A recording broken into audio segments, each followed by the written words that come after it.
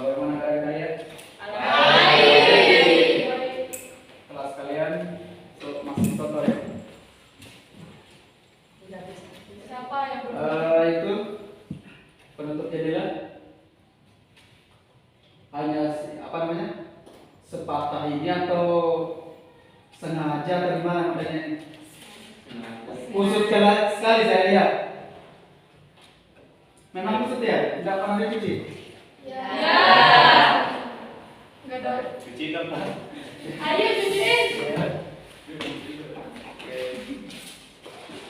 Hari ini kita mulai pembelajaran. Kita belajar sejarah dulu. Indonesia. Oke.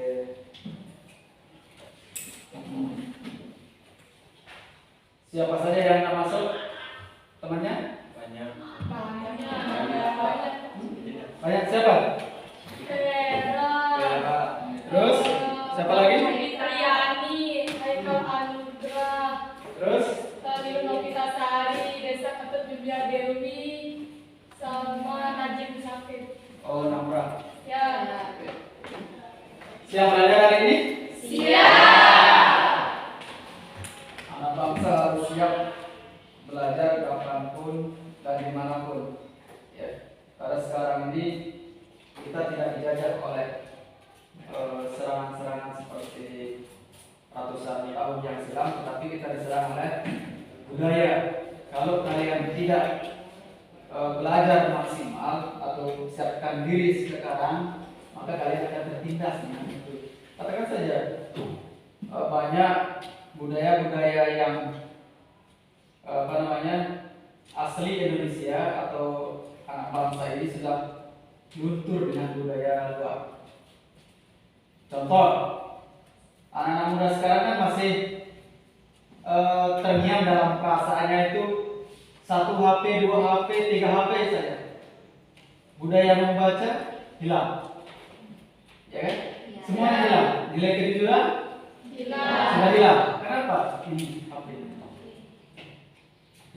Baik, untuk memulai pembelajaran karena sudah kita siap untuk belajar hari ini, absen sudah, maka kita mulai pembelajaran hari ini.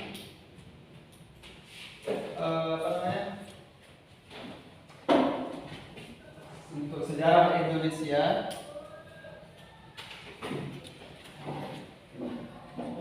Ini saya siapkan kalian. Saya akan tampilkan kalian gambar. Oke. Belum misalkan perlahan tapi pasti akan terang.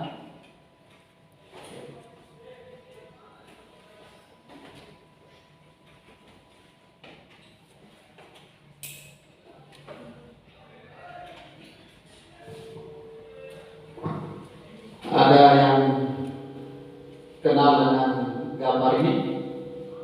Ada. Siapa? Fatimura dengan siapa? Sultan Iskandar Muda. Siapa Sultan Iskandar Muda? Siapa dia? Dialah pejuang Aceh pada kejayaan. Kalau yang ini saya tampilkan. Rempah-rempah kok tidak semahal emas lagi ya? Dulu itu dia rempah-rempah jauh lebih mahal ketimbang emas di zaman orang-orang itu datang ke dunia timur. Sekarang kita beli harga 15.000 sudah cukup. Ini untuk ibu-ibu biasa yang beli apa namanya itu bumbu masak itu. Hanya 15.000 sudah cukup. Kalau dulu enggak terlalu mahal. Ini rempah-rempah. Ini ya, apa saja manfaat rempah-rempah itu? Apa manfaatnya? Satu untuk yang kedua menyembuhkan penyakit. 3 Mengawetkan makanan. Mengawetkan makanan. 4. Memberi rasa. Memberi rasa pada makanan. Lalu dengan kata lain, bumbu-bumbu masak. Paham? Ini yang diburu oleh orang-orang Eropa sekian abad yang silam. Lalu ada sekalian, materi kita pada pagi ini adalah apa?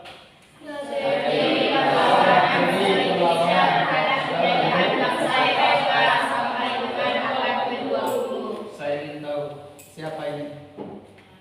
Bisa baca enggak di situ tulisannya? Yang pertama Bartolomelius Dias. Yang di tengah Vasco da Gama. Yang ketiga yang berdiri Alfonso de Albuquerque. Ini tokoh dari orang Eropa.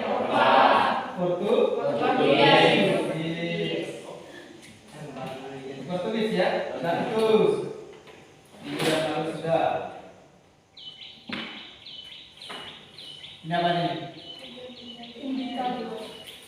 Indikator pencapaian kompetensi. Jadi ada dua yang harus kita ketahui setelah mempelajari materi ini sekalian. Yang pertama adalah menganalisis perjuangan bangsa Indonesia dengan imperialisme. Yang kedua, membandingkan perjuangan.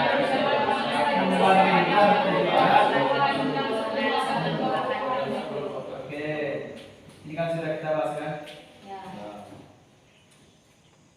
Lanjut, tujuan pembelajaran kita itu tujuannya tidak perlu banyak, hanya dua sekalian. Setelah kita mempelajari ini, diharapkan kepada kalian semua mampu menganalisis perjuangan bangsa Indonesia di berbagai daerah, kolonialisme dan imperialisme.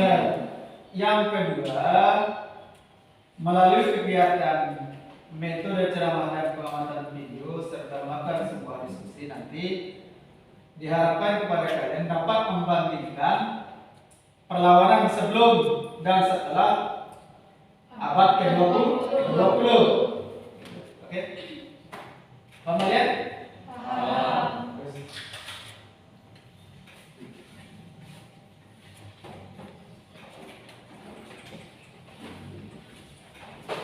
Jadi di awal kedatangan orang-orang Eropa itu dia hanya sekedar menjalankan misinya, yaitu 3G. Tahu 3G? Pertama,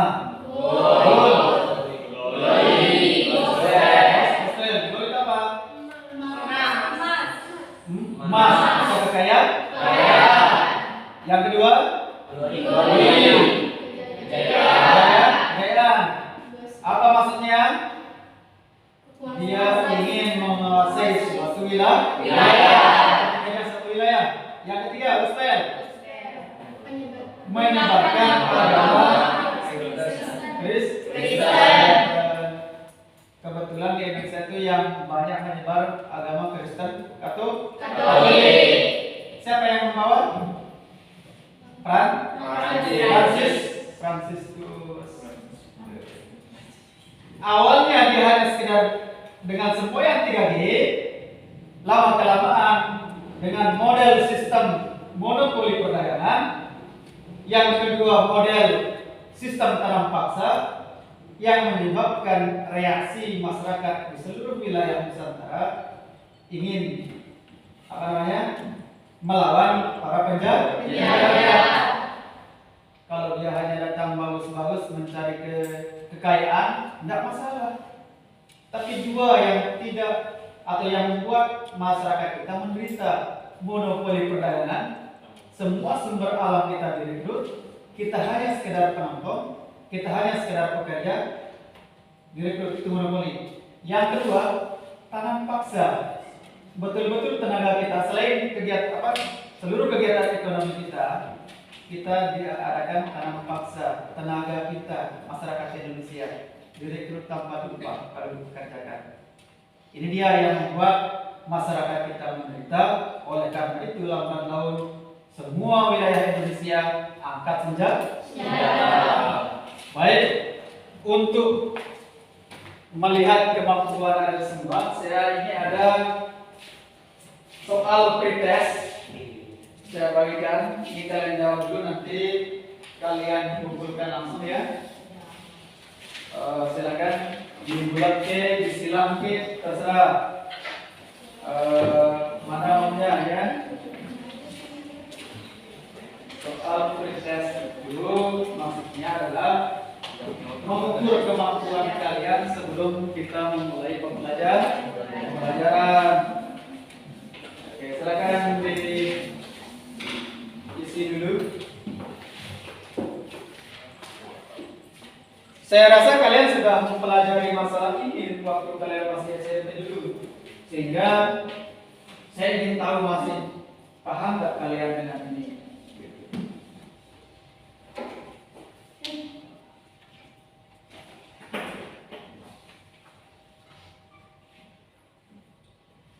Suasana ini kayaknya enak, kita minum es campur. Kantin masih buka nggak?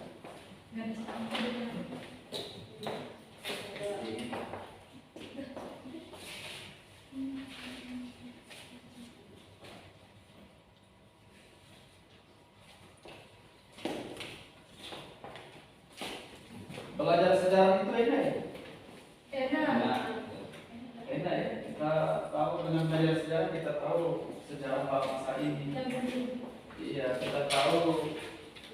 Banyak lah yang kita tahu kalau betul-betul dalam ilmu sejarah. Karena dalam suatu wilayah itu harus ada ilmu sejarah.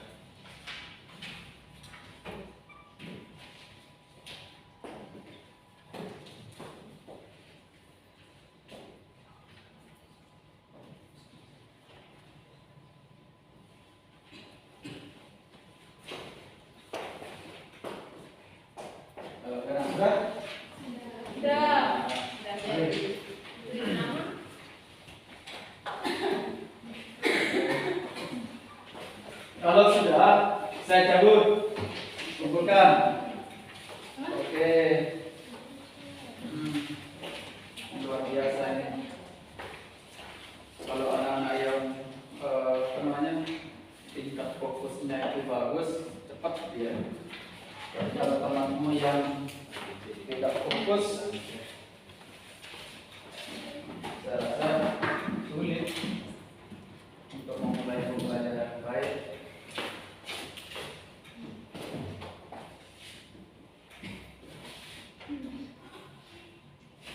Saya ini adik sekalian ingin memperlihatkan kepada kalian, saya punya video.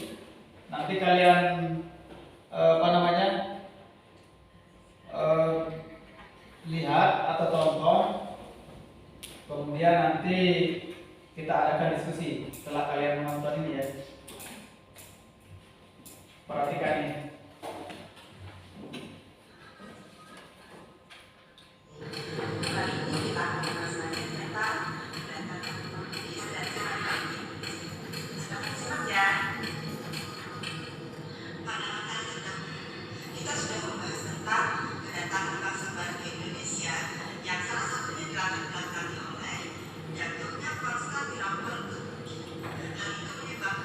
Bangsa-bangsa barat mencari jalan lain untuk mencari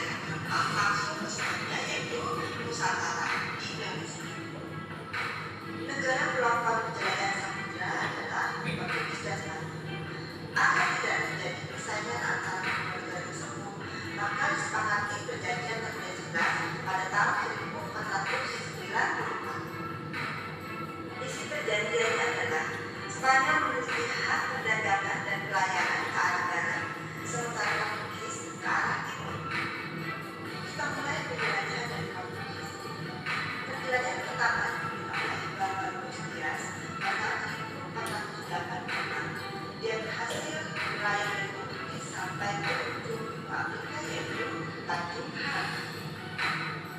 Selanjutnya, pelayaran dipimpin oleh Vasco da Gama pada tahun 1498 yang berhasil mencapai Kalimantan India. Penjelajahan berikutnya oleh Alfonso de Albuquerque yang berhasil menguasai Malta pada tahun 1511. Portugis berhasil mencapai Maluku pada saat dipimpin oleh Antonio de Albu dan Francisco Serra pada tahun 1512. Sekarang saya akan membahas tentang penjelajahan Spanyol ke Indonesia. Yang pertama dipimpin oleh Christopher Columbus yang berhasil melewati Samudra Atlantik kemudian sampai ke benua Amerika. Penjelajahan berikutnya adalah Ferdinand Magellan dan Sebastian Cabral. Ini tokoh-tokoh Spanyol ya. Mereka berhasil mencapai Samudra Dari Pasifik Magellan, dan Columbus. hal ini terjadi pada tahun 1500. Dia datang awalnya dari di Filipina ya. Dan perjalanan dilanjutkan oleh Sebastian Cabral bersama anak buahnya. Perjalanan mereka berhasil sampai ke Maluku yaitu Tidore. Masalah lucu saat Spanyol bersekutu dengan Portugis di Maluku.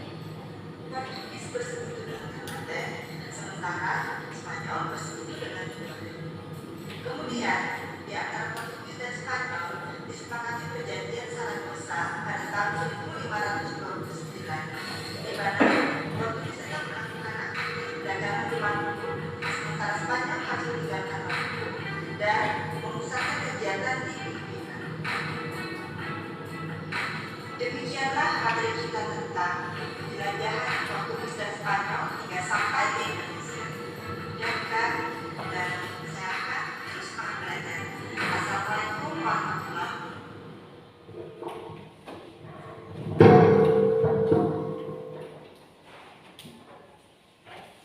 Spanyol itu mulai datang dari mana?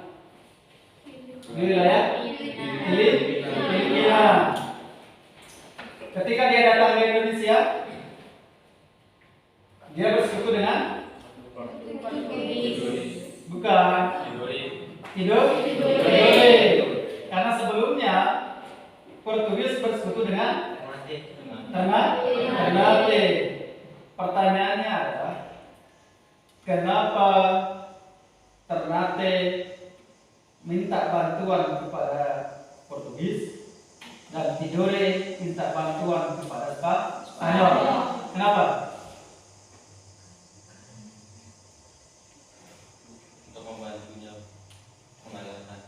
Untuk membantunya mengalahkan saingan. Betul kata temannya. Kenapa? Kerajaan-kerajaan kecil di Indonesia itu saling bermusuhan sebelum datangnya orang-orang Eropa ini. Sehingga ketika orang Eropa datang, dia langsung disambut baik. Supaya apa? Membantu mereka memerangi kerajaan yang lain. Paham ya? Itu. Oleh karena itu, ada sekalian, kita perlu membagi kelompok setelah melihat tayangan tadi. Kita harus bagi kelompok menjadi 4 kelompok. Silakan kita bagi kelompok.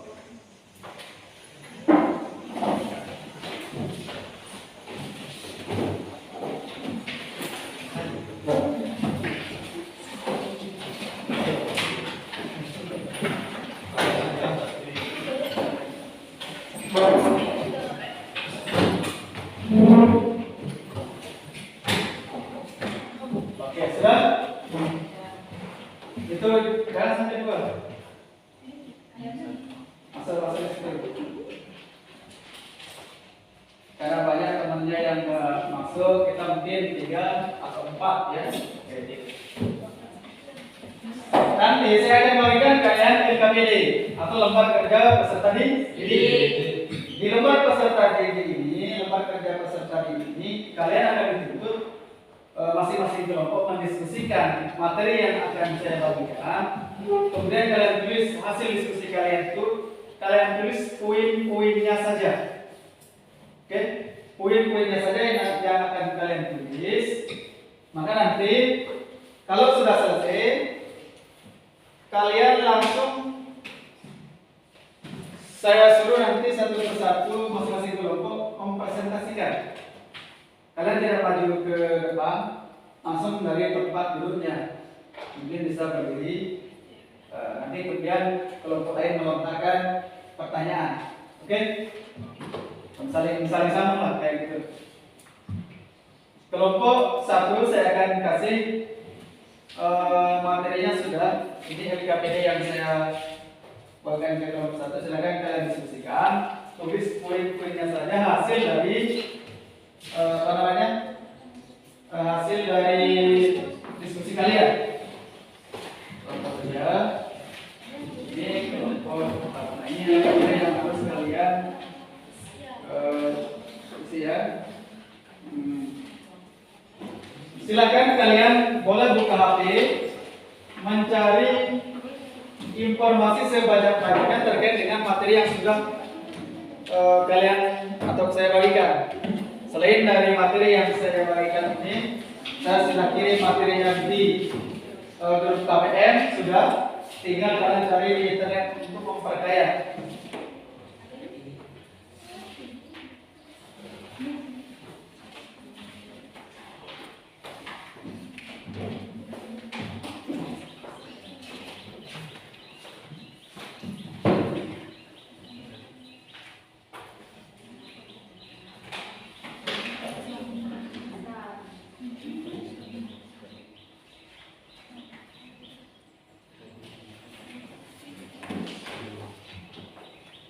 Silakan cari materi sebanyak-banyaknya.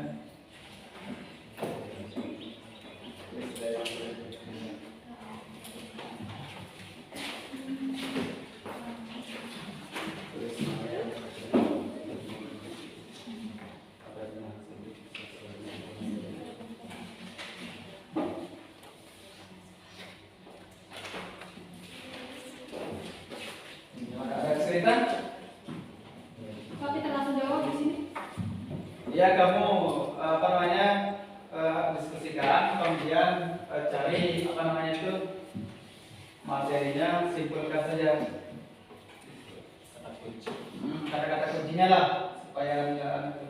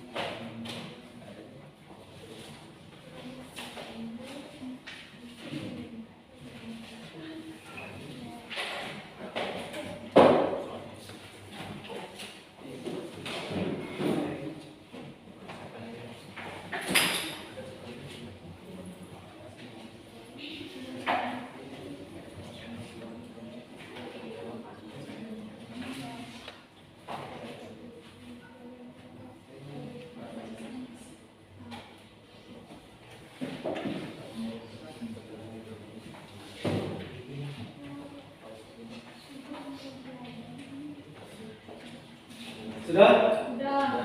Oke. Kelompok 3 sudah? Sudah. 1 sudah? Belum. Kelompok 2 sudah? Sudah. Tinggal kelompok 1 dulu. Satu dulu. Nanti satu kita gantian ya. Presentasikan hasil diskusi kalian setelah kalian mengumpulkan informasi-informasi dari berbagai literatur.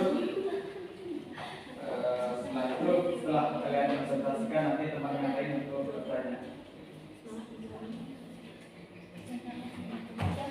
Oke, sudah. Kita mulai dari kelompok 1, silakan. Dari tempat duduk pula. Dengarkan yang lain. Siapkan pertanyaan untuk mereka.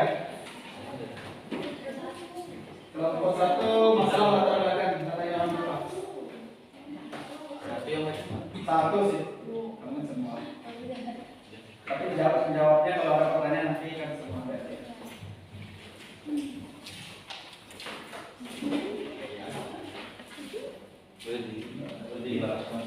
Ya.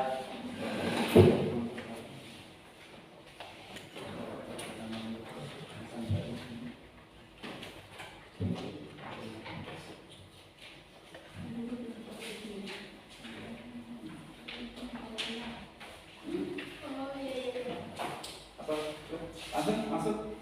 Baca. Mau berdiri kan, mau apa?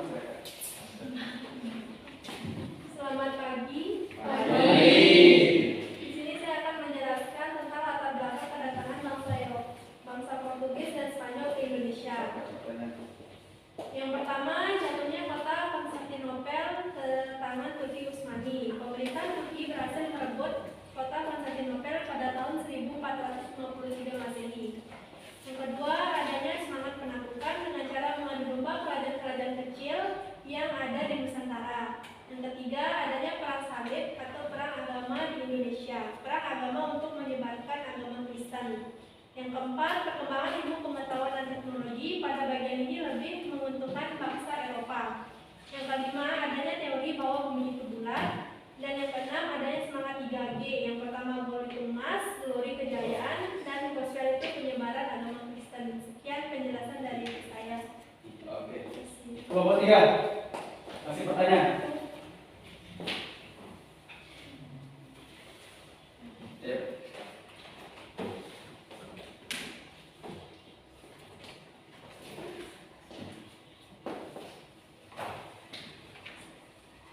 Kasih kelompok 1 pertanyaan.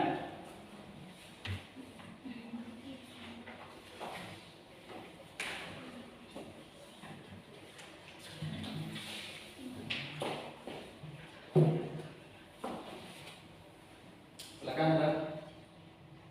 Bebas Pak. Bebas. Atau yang tadi itu. Ya. Boleh yang lain dari Yang mana? Yang jelas masuk ke faktor-faktor kedatangan orang Eropa.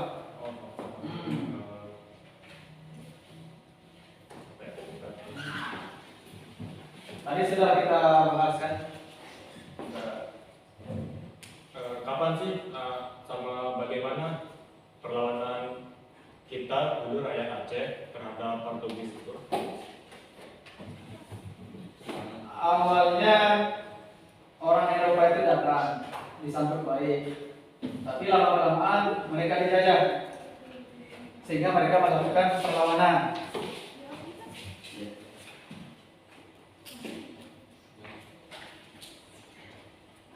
Jawabannya, Portugis berhasil menguasai Selat Malaka pada tahun 1511 dan Portugis berkeinginan untuk menguasai perdagangan sehingga hal ini menimbulkan perlawanan terhadap Portugis. Terus gimana? Udah? Iya. Terus kasih terus. Kelompok 4 ada? Belum kita lanjut? Lanjut dulu. Oke, kelompok 1. Kelompok 2. Ada pertanyaan? Lanjut. Oke. Kita kasih kelompok 4 dulu presentasi. Perlawanan rakyat Minahasa terhadap penjajah. Silakan pertanyaan. Perlawanan rakyat Minahasa terhadap penjajahan ini terjadi perang Tondano. Perang Tondano terjadi selama 2 periode, yakni pada masa pemerintahan VOC dan perang yang meletus pada abad ke-19. Perang yang berlangsung di sekitar Danau Tondano, Sulawesi Utara ini merupakan bentuk perlawanan rakyat Minahasa terhadap penduduk bangsa Belanda. Perang Tondano II berlangsung cukup lama, bahkan sampai Agustus 1809. Dalam suasana kepenatan dan kekurangan makanan, mulai ada kelompok pejuang yang memihak kepada Belanda. Namun dengan kekuatan yang ada, para pejuang Tondano terus memberikan perlawanan. Akhirnya pada tanggal 4 sampai 5 Agustus 1809, benteng pertahanan Moraya milik para pejuang hancur bersama rakyat yang berusaha mempertahankan. Para pejuang itu memilih mati daripada menyerah. Sekian, terima kasih. Ada pertanyaan? Ada? Silakan nomor 1. Apa penyebab terjadinya perang Minahasa? Penyebab terjadinya perang Minahasa. Singkat saja. Penyebabnya ya?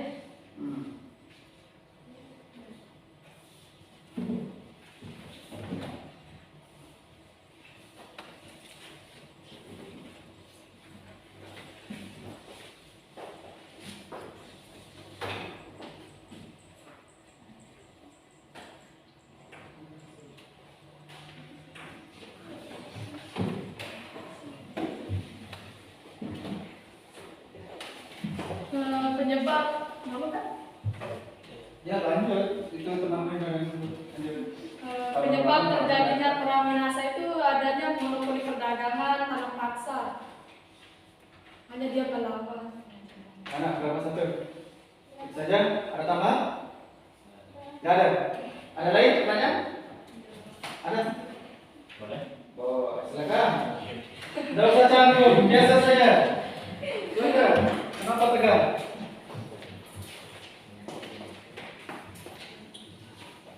Silakan nomor 3. Mengapa di Minahasa banyak orang yang menganut agama Muslim?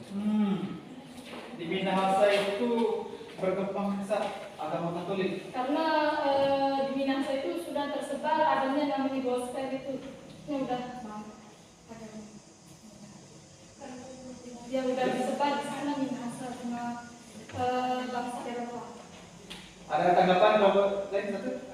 Ada tambahan? Tidak ada, itu sudah pas. Oh, sudah pas. Berarti sepakat dengan itu ya? Iya. Kasih plus. Bagus ini. Silakan kelompok 3 bacakan hasil diskusinya. Assalamualaikum warahmatullahi wabarakatuh. Jadi saya perwakilan dari kelompok 3 ingin membacakan hasil daripada diskusi kami, yaitu tentang perlawanan Fatahillah pada tahun 1527 sampai 1570. Jadi awalnya ini Portugis maksa kerajaan Denmark untuk awalnya ini perang ini terjadi karena kerajaan Majapahit itu melakukan perjanjian dengan pihak penjajah yang dimana Belanda ini bisa membangun benteng dan disebut benteng Sunda Kelapa. Namun oleh Fatahillah benteng ini kemudian diserang dan berhasil untuk ditaklukkan, dan benteng Sunda Kelapa ini dirubah namanya menjadi Jayakarta, yang artinya kejayaan yang sempurna.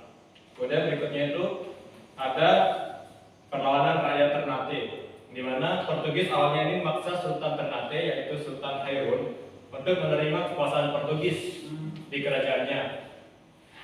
Mereka ini melarang pihak Ternate untuk menjual rempah-rempah ke pihak yang lain. Kemudian ketika Sultan Hairun ingin membicarakan ini, pihak Portugis malah membunuh Sultan Hairun dengan licik. Sekian dari kami, terima kasih. Ada pertanyaan? Oke, silakan. Siapa yang bertanya? Nomor 2. Belum pernah ada tadi. Apa yang dilakukan Portugis terhadap Sultan Hairun? Apa yang dilakukan Portugis terhadap Sultan Hairun? Silakan. Silakan, mana saja boleh. Portugis Portugis memaksa Sultan Ternate yaitu Sultan Hairun untuk menerima kekuasaan Portugis. Selain itu Portugis melarang Sultan Ternate menjual rempah-rempahnya kepada pedagang lain. Itu dan. Oh, super. Kasih terus. Terakhir kelompok 2.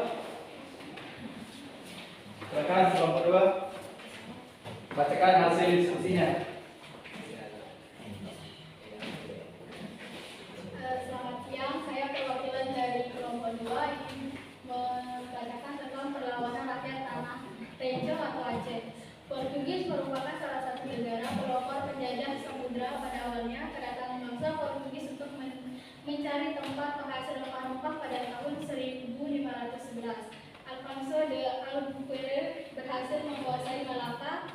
Persaingan dalam perdagangan beruntun, permusuhan antara Portugis dan Kesultanan Aceh. Sultan Aceh pada tahun 1514 sampai 1528 dipimpin oleh Sultan Al-Muhayyad Shah.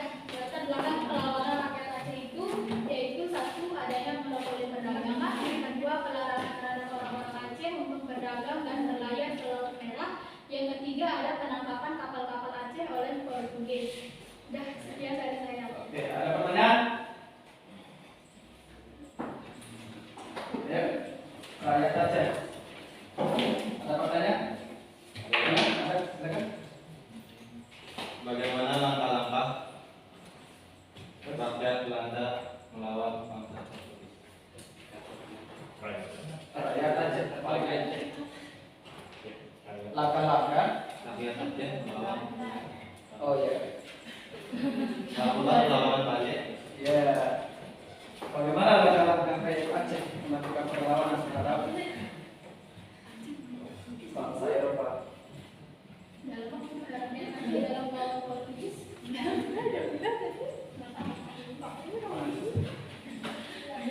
Langkah-langkah yang dilakukan sebagai berikut, yaitu satu, kapal-kapal dagang Aceh dilengkapi dengan persenjataan dan juga prajurit tangguh.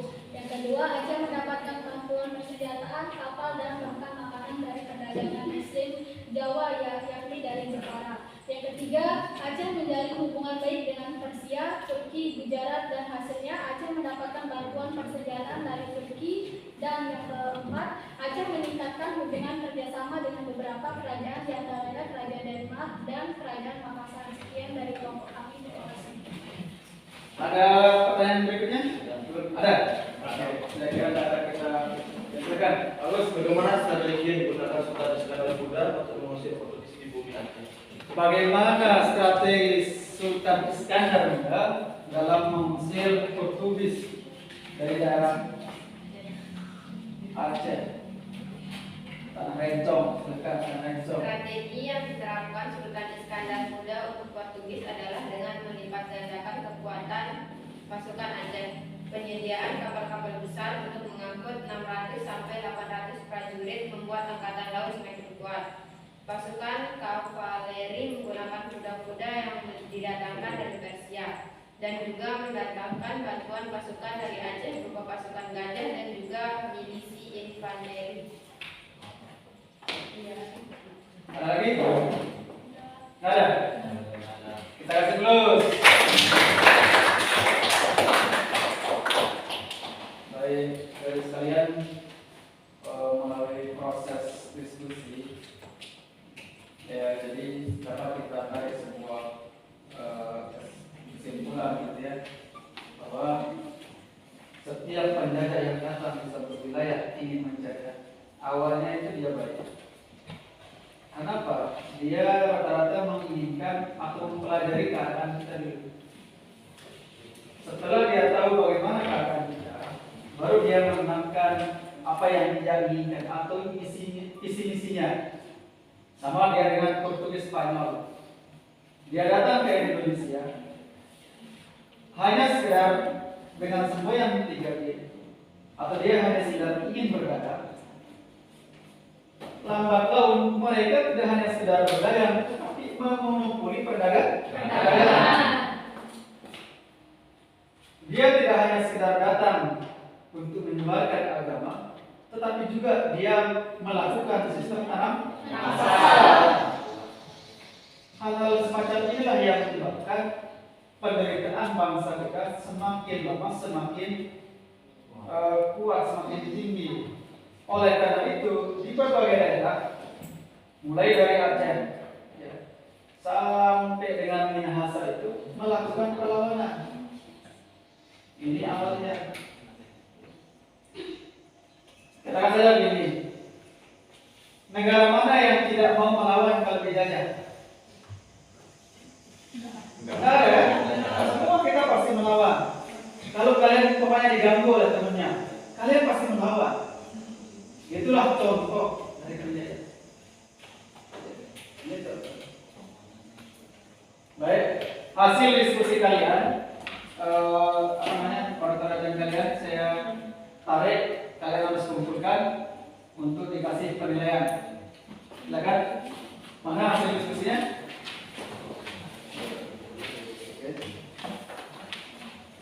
Saya tarik untuk kasih penilaian ya.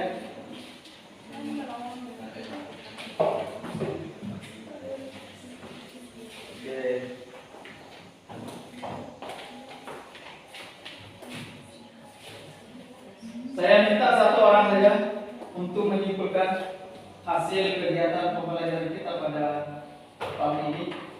Silakan, Wulandari, untuk menyimpulkan hasil kegiatan kita. Boleh berdiri, boleh duduk, apa-apa, simpulkan saja.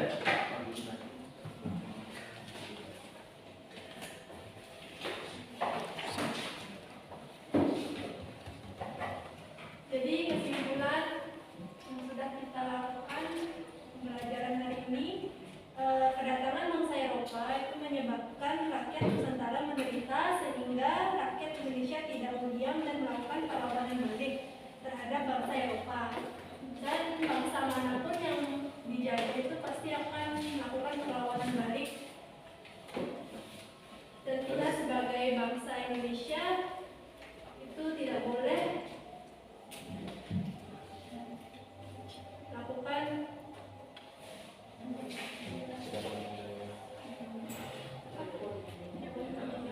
ya, kita harus melakukan perlawanan. Kasih dulu semuanya. Baik, bagus ya, pembelajaran kita cukup menarik, menyenangkan, antusiasi yang cukup bagus. Perlu kiranya saya ingin tahu sejauh mana kemampuan kalian terkait dengan menganalisis materi-materi yang sudah kita bahas tadi, baik lewat penayangan video maupun lewat diskusi. Saya ada tes, kalau kita sebut istilahnya post test. Post test itu soal setelah pembelajaran. Apakah kalian betul-betul paham atau tidak? Saya ingin tahu, nanti saya kasih penilaian setelah pembelajaran ini. 2, 3, 4.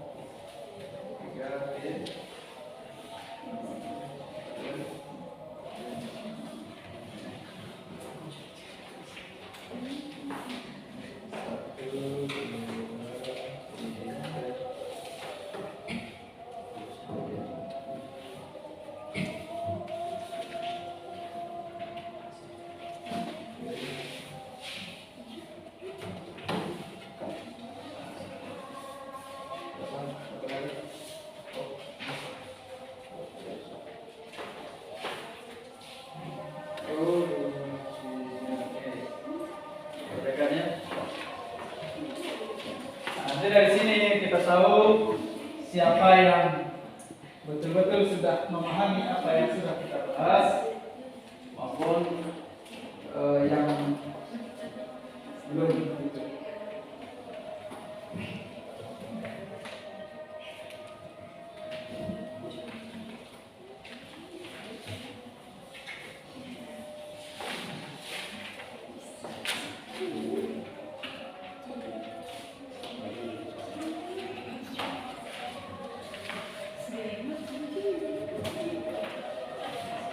Sudah?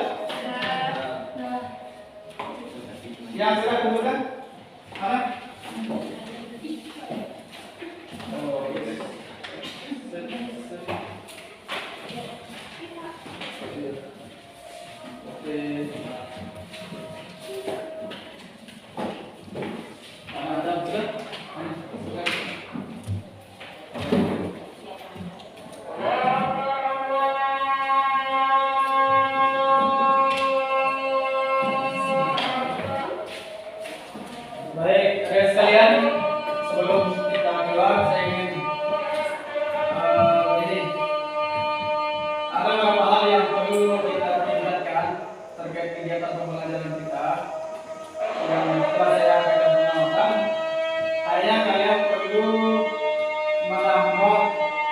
literatur lebih banyak lagi. Ini satu.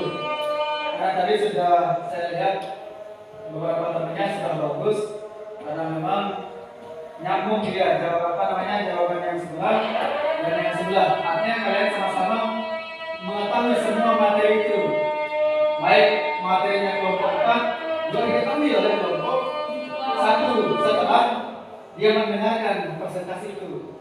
Semakin banyak semakin banyak literatur yang kita gunakan, semakin harus pula wawasan kita akan semakin banyak.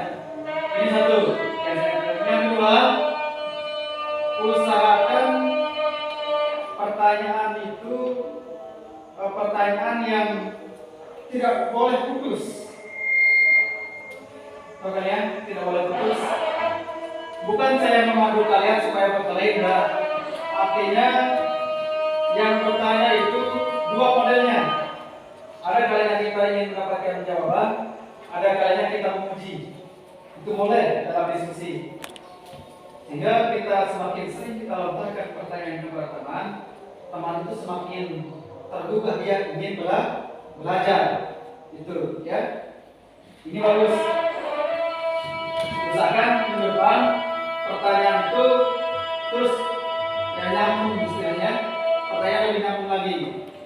Ini dari dua yang saya lihat masih perlu kita tingkatkan. Pertama, literatur lebih banyak lagi. Yang kedua, pertanyaan itu pertanyaan yang menyambung. Artinya tidak boleh putus dalam satu kali segmen pertanyaan. Baik, mungkin ini dulu ada sekalian. Minggu depan kita lanjutkan. Begitu silakan kalian baca, pelajari materi berikutnya, yaitu dampak-dampak dari penjajahan orang-orang Eropa atau dampak-dampak kolonialisme, imperialisme di Indonesia. Kalau sudah sekalian, mungkin sebelum kita pulang kita berdoa dulu. Silakan Musro, jadi doa. Silakan. Untuk mengakhiri pelajaran kita pada siang hari ini, kita sama-sama berdoa untuk kepercayaan masing-masing. Berdoa boleh.